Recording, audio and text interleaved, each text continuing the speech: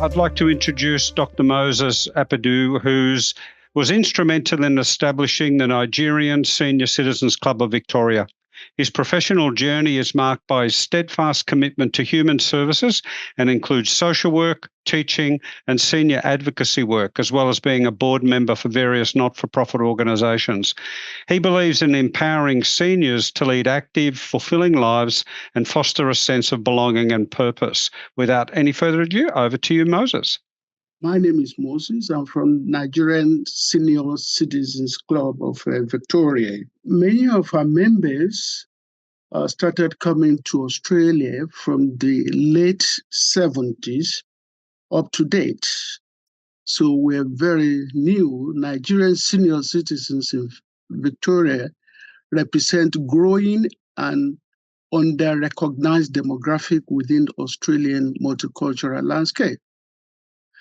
As a new and emerging community, we face unique challenges related to physical and mental health, social inclusion, financial stability, daily living, personal well-being.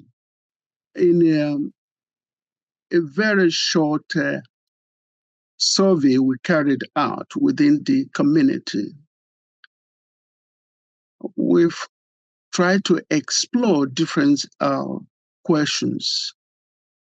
This finding identified key areas of needs and purpose strategies to support the holistic well-being of our group.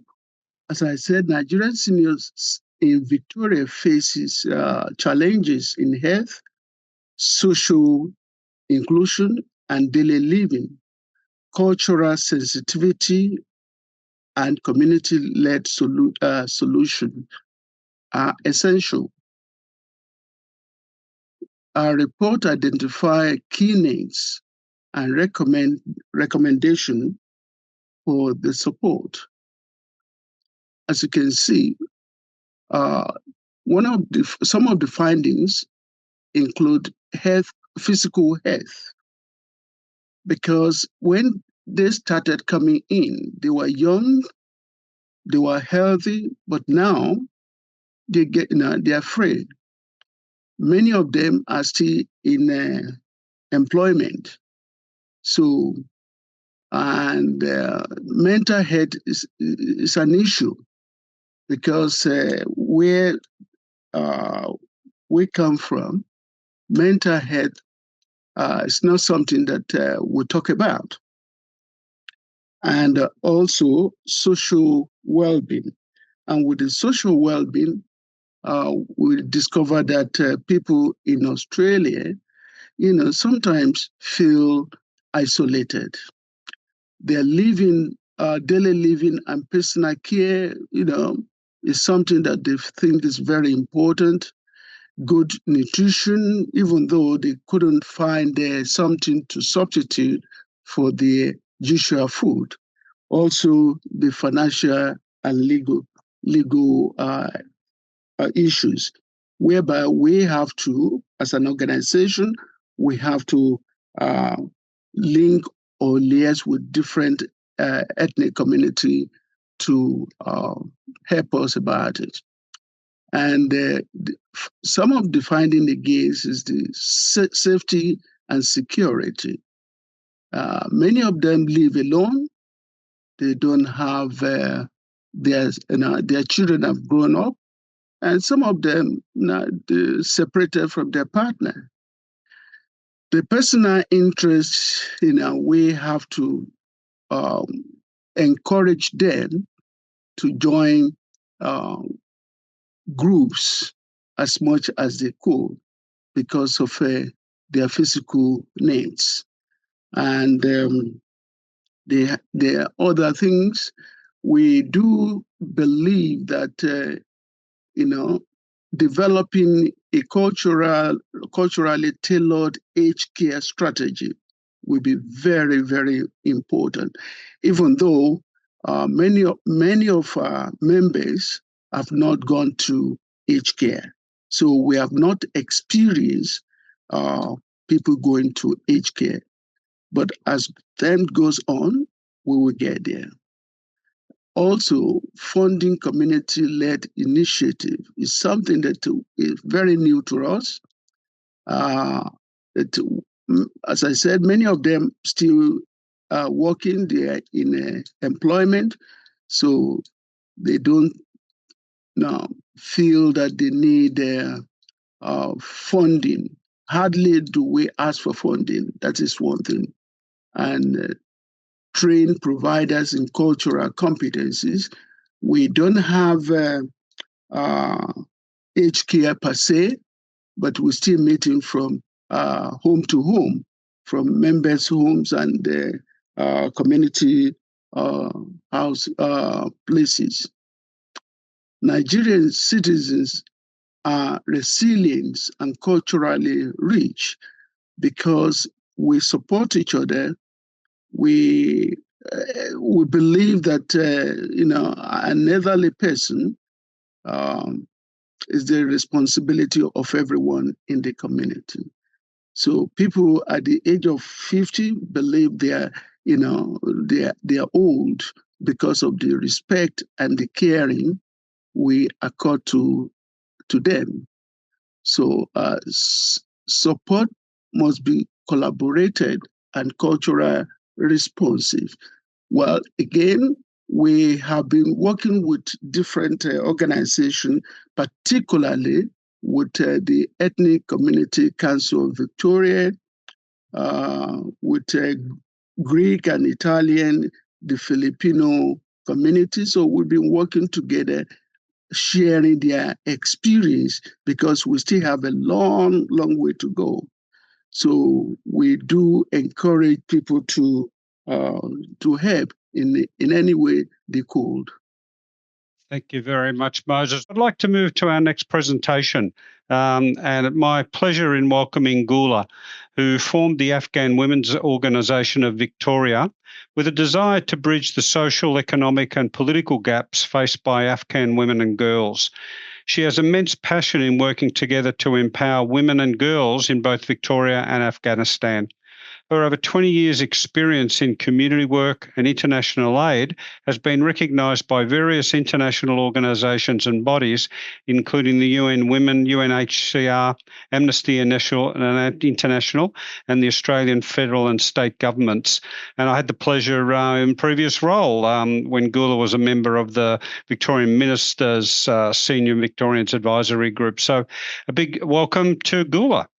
Good afternoon, everyone. My name is Gulghotai Bezhan. My background as a doctor in Afghanistan. When I come to Australia, I was looking for Afghan communities. Since 1978, Afghan community come to Australia. And this time when family come to Australia, they got young kids, and most of the parents look after the kids for education. And unfortunately, the mothers can't go to schools to learn language. Now the problems are big for elderly people. Got a lot of challenges. The first challenge is English, because majority coming to the country doesn't speak the language, which makes navigation and the aged care system is difficult for them. And the other things is lack of interpreter services, and translate materials can prevent them from understanding their rights or availability services. I think is big barrier for them is the language. And the second thing is the cultural differences.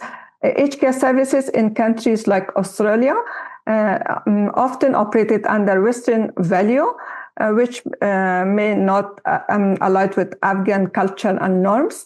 And the often strong Afghan culture, the family look after the elderly people, then goes to aged care facility.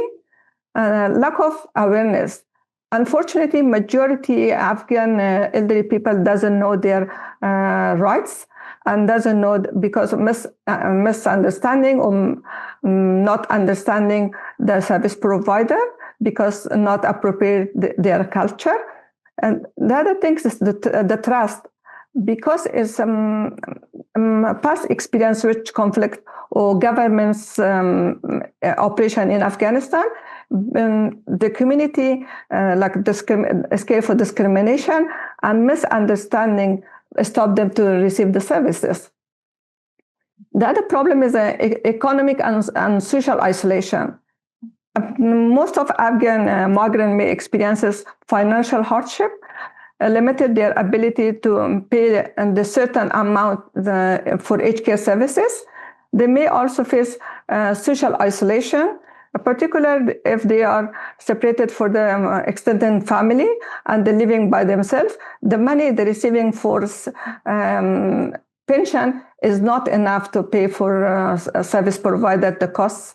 For example, some of the clients receiving CHSP, the charge money. When the service provider goes and asks them for money, even $5 they charge them, but for them is a loss. Even $5 is a lot. They reject the CHSP services and not receive the service. And the other things, navigation is a challenge for them. Understanding and navigated eligibility requirement for governments.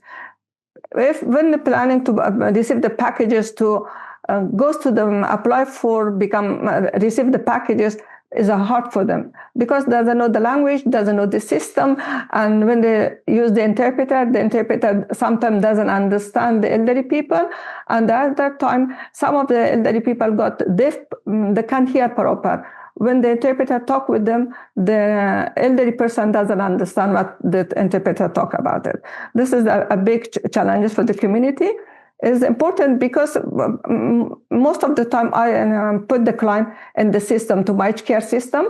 I'm not sure what is the problem. Like I register client in 2020, in 5 years, the client doesn't receive any packages. And when we contact them, they said, oh, just waiting. And the client is aged between 75 to 90 years old. And if the other client is non-Afghan, they apply for the aged care, they receive services sooner than migrant people. I think some discrimination is there. Why do Afghan people not use the medical system? Because the first is the language problem. When the Afghan elderly goes to GP, they can't speak the language. Unfortunately, for elderly people, is not interpreter available because GP is not provide interpreter. For elderly people to communicate with them is a problem. The other problem for the elderly woman, because the woman can't go to the male doctor. Because for elderly women, it's very hard to discuss about their issues. At the moment, the other big problem is digital problem, because they can't access, they doesn't know how to book the online appointment. Also very hard for them to fill the form and make a telehealth. When they call them, they can't access. For this reason, they're limited to access the health and GP. The other things is trust for them is important too. When they go to doctor, to trust them and know them. And most of the time ask him if they find Afghan doctors. But unfortunately, Afghan doctor is very limited, and they should be waiting for a long time to access the services. The other problem is financial and transportation problem, because when the client book appointment, is no one can take him to the doctor. They should be waiting for some family member.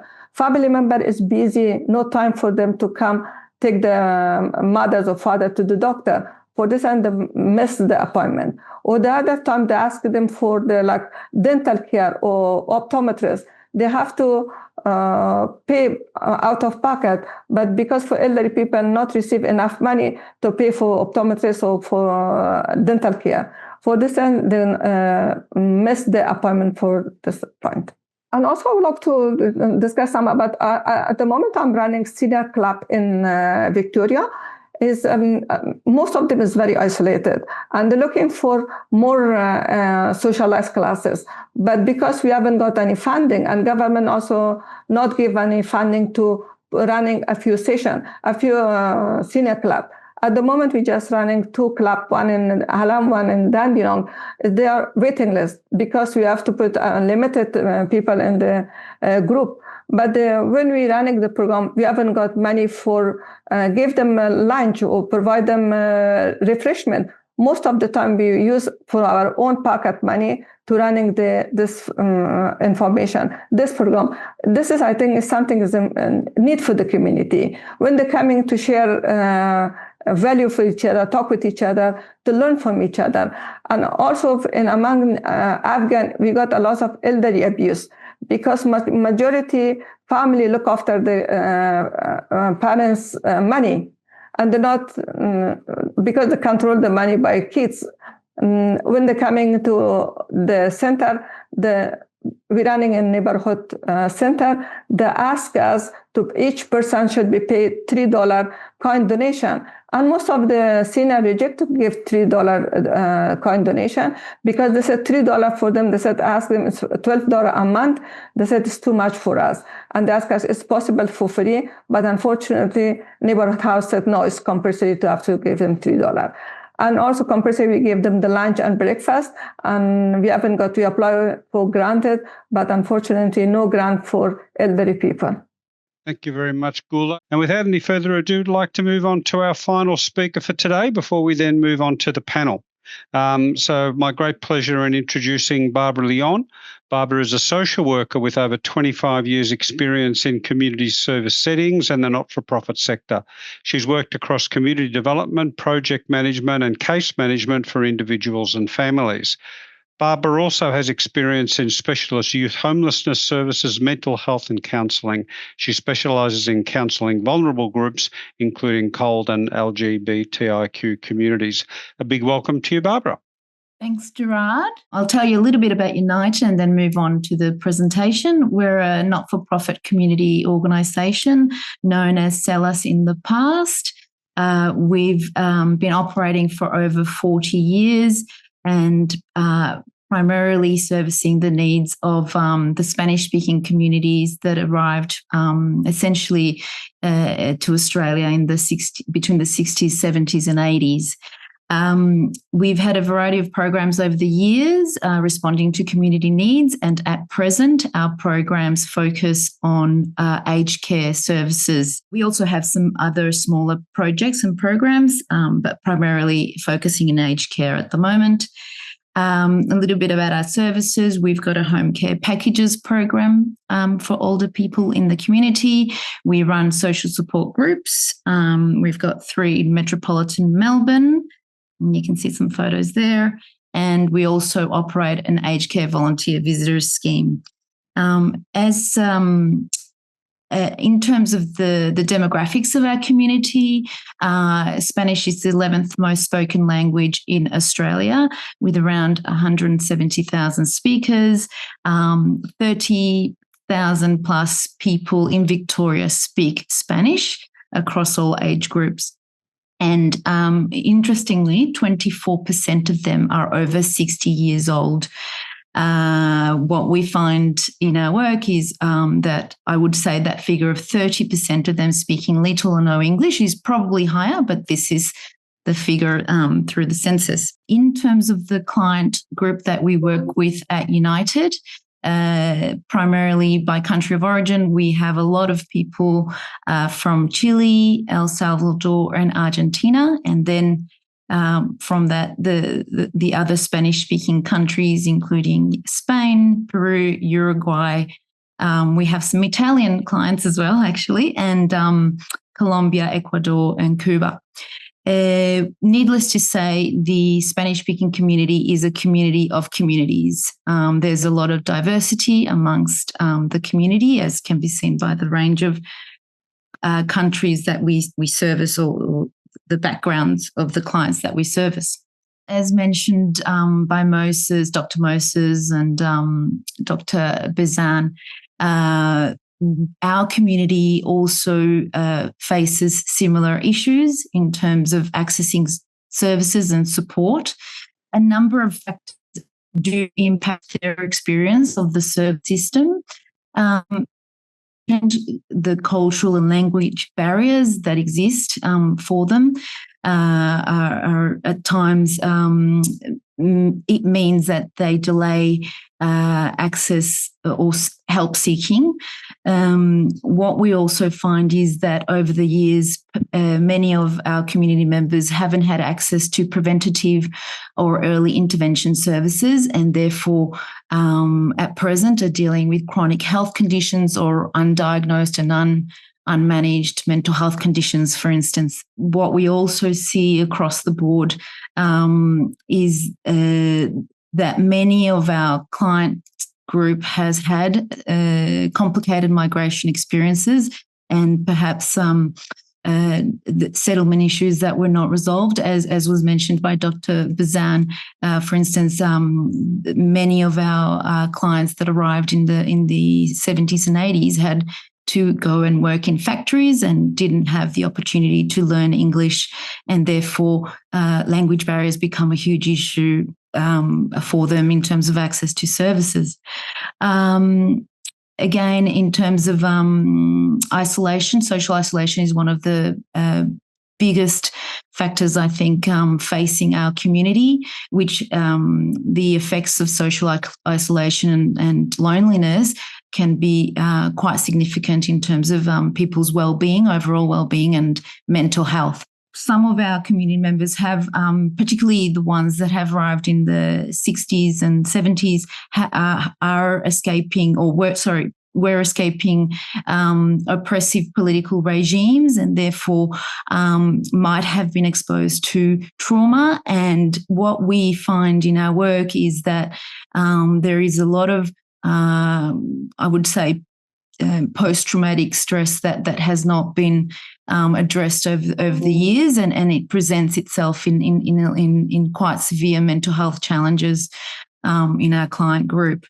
As mentioned, there is also a level of distrust of government services and of agencies, so we have to obviously proceed with a lot of sensitivity around the manner in which we approach our community. And digital literacy is also a huge issue impacting our community. Just wanted to give a case study, actually, to demonstrate how our approach at United is focused on the person, on cultural safety, and ensuring that we address the person's needs in a holistic manner. So I'll just read just a brief case study. I've changed a few elements, but we're currently working with an 80-year-old lady from Argentina. She was allocated a package level 3. However, this lady has been away from Australia for the last 20 years. So essentially, she did arrive in the 80s and 90s and lived in Australia here for about 20 or so years, but then went back to her country of origin, Argentina, and only came back a year ago. And I think that this case study will demonstrate some of the difficulties that somebody who's been away for a while, who hasn't essentially been in Australia and perhaps hasn't had the opportunity to practice her English and will have limited English, what she's been struggling with or dealing with as of late. So the reason why she came back about a year ago was her daughter did remain living in Australia for all that time, and eventually, as this lady aged, this client, we'll call her Patricia, the daughter visited her last year and found that she was essentially living alone and not having her needs being met.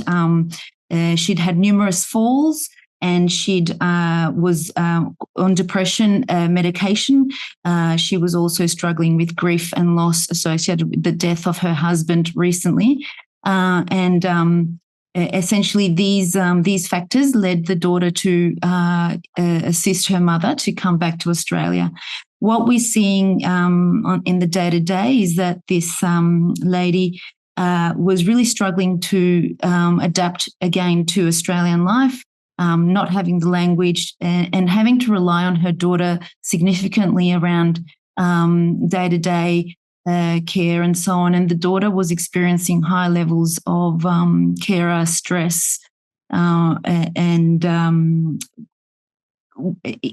was feeling almost like the dynamics between the daughter and her and the mother were becoming very strained as a result.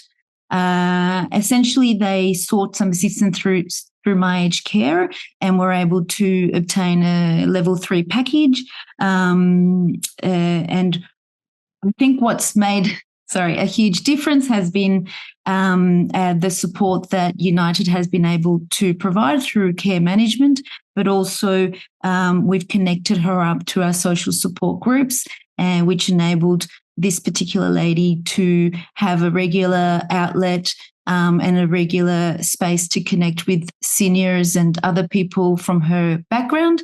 And what we've seen is that she's in a much better space and receiving culturally appropriate support, not only in the weekly social support groups, but also through the home care package services that we've put in place.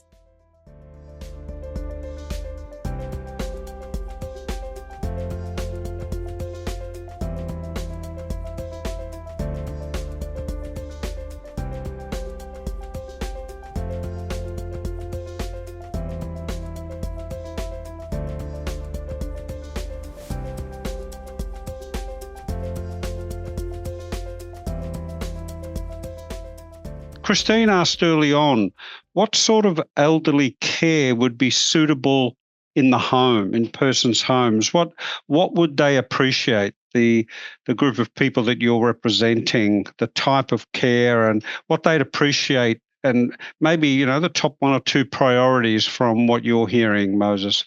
At the moment, because majority of them are capable of moving around and they are still in workforce. They have the privilege of speaking English fluently, so they don't really need any aged care now, because going to the aged care or aged care services, they feel insulted, if I put it that way. Because they've been working all their lives, they can speak English, they know their right very well. So at the moment, we don't have any aged care services. So we haven't get there. But before we get there, that is why we're very active to make sure that we can cater for the needs when it arises. So you're suggesting then that when you say the type of service or culturally sensitive, you'd want confidence that people understood the Nigerian community needs? The Nigerian citizens or Nigerian senior citizens, they are literate. They know their right. They know what they want. So, and to seek help is not a problem for them, because they've been in the system. They work and, they know how things operate. Thanks very much, Moses. Gula, you had a list of different types of services that your organisation has put together. The same sort of question to you. What would be the top 1 or 2 priorities that you're hearing from your community about what they would need? So first I started from my experience, because my mom is 90 years old. 10 years before, someone coming for consult and look after my mom, and they they ironing my mom trouser, and my mom was shocked because a gentleman not speak the language came to my mom house, and my mom is crying. When I went and I saw my mom do that, I applied for become a service provider because I know the issue of my community, and unfortunately we rejected. At the moment, we are a labor hire company. We more than 20 Afghan men and women got their experience, they got qualification, everything. When the community need Afghan, like for Afghan client, we send Afghan support worker. They speak the same language. They cook food, they clean the house, and take them to doctor, take them to social support. Is a lot of support for the community, and this is amazing because now the elderly people feel comfortable, like the family member with them. They speak the language, clean the house, everything exactly the same, and also it's good for the family as well because us as a brother we working. And very hard for look after my mom. But now because support workers speak my mom language, they take him to doctor, to take him to the social group, take him around. Even my mom got dementia and she's get along with the support worker very easily. I strongly recommend it to support worker should the same language. And also because Afghan community, we got more than 80,000 Afghan elderly people in just in Southeast. If it's possibility, we open a aged care, appropriate aged care like Muslim, because elderly people looking for halal food. Or my mom wearing a scarf. This is part of culture. It's even not part of Islam, but part of culture, you should be wearing a scarf. And this is, if it's possibility, because at the moment we got a lot of elderly people in different facility, then they are not happy because they not provide them halal food, they not provide them the language, they can understand. When they talk with the interpreter, doesn't understand the interpreter we're talking about, because some of Iranian interpreters said we speak Farsi, or there are totally different dialects. For this reason, most of the elderly people not use the interpreter. And also when I refer client to aged care system, my aged care system, they ask for interpreter.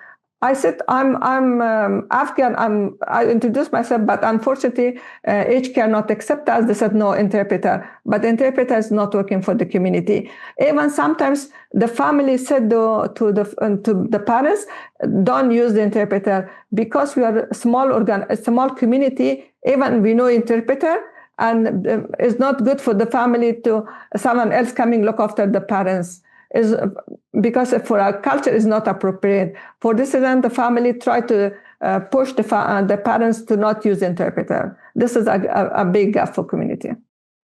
Thanks for that. Thanks for that, Gula.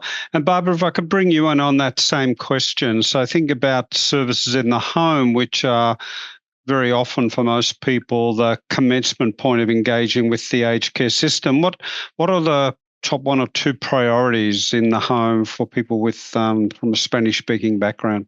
I would take it one step back, actually, and even say the entry-level point of the Commonwealth Home Support Program, I think, and giving services in the home at that point.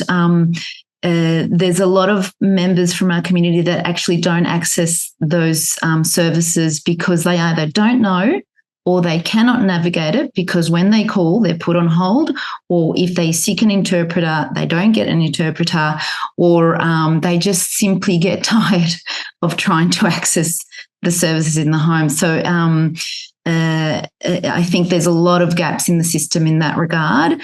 In terms of once they're provided with a home care package, I would agree with Dr. Moses that a lot of our clients don't want to accept services, and we have to work very hard at almost selling the concept of it's okay to receive help with those tasks that you might be struggling with. There's a lot of pride, I think, that if you accept services, somehow you are lesser, or I'm not, I haven't worked that out yet, but there's a lot of reluctance to accept services in the home.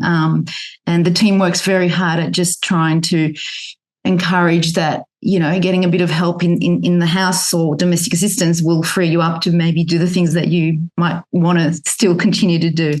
And in terms of our community, what we see is that once people do exit the home care package program and for residential care, we do see a lot of gaps in the residential care system for them. And we unfortunately don't have a residential facility. And it is a dream of United to one day perhaps have that. Or if not, one of the other things that I've been toying with or ideas is having a wing within an established mainstream service, having a wing for Spanish-speaking people, because there is that need for culturally appropriate support in the residential setting. Thank you very much for that, Barbara. And Essie also put a comment in the chat, and I'd invite any of you that might like to comment about privacy amongst, I think it sounds like one of the tensions you're talking about is that on the one hand, the families are supportive, but on the other hand, the importance of the older person retaining their privacy is a challenging balance. So, Gula, is that as an issue come up in your community? Yes, definitely. The ones of privacy and confidentiality is very, very important for them. And how do you balance that? How do you find the balance? We try, because when there's a support worker coming to the house, we write it down. And especially for the family, it's important to not disclose any issue in the house. For example, among Afghan elderly, we got a loss of dementia. And the elderly doesn't know what they're talking about, the nonsense talking. And family was very embarrassed. They said, please don't talk about outside. When you go out, please keep it confidential. And even the goes to toilet or wearing nappy is not accepted to wearing a nappy. And unfortunately, they make some problems. And the family, for this, and try to minimize to use the service for the parents. What's one thing that you think would make a difference to your communities? Collaboration, as I mentioned before, is very important, because we are still at the early stage. Many of our members are still working, over 70, they're still working, 75, they are well educated, they are comfortable. But the time will come when they will need some assistance. I think for us, it's the importance of culturally specific services, I think, and the approach that a culturally specific service can have, and the outcomes it can produce in the day-to-day lives of our community. I think the importance of that. And I mentioned that because of the changes in the system, and there's a lot of obviously compliance and so on. But I think that we shouldn't lose sight of the importance that culturally and linguistically appropriate support can have on people's lives. My concluding comment from the centre's point of view is this is very much a journey that aged care providers are on now. Clearly, the whole sense of the new standards for people in the home and residential care, the rights of older people, the importance of culturally sensitive care, acknowledging the diverse needs of individuals.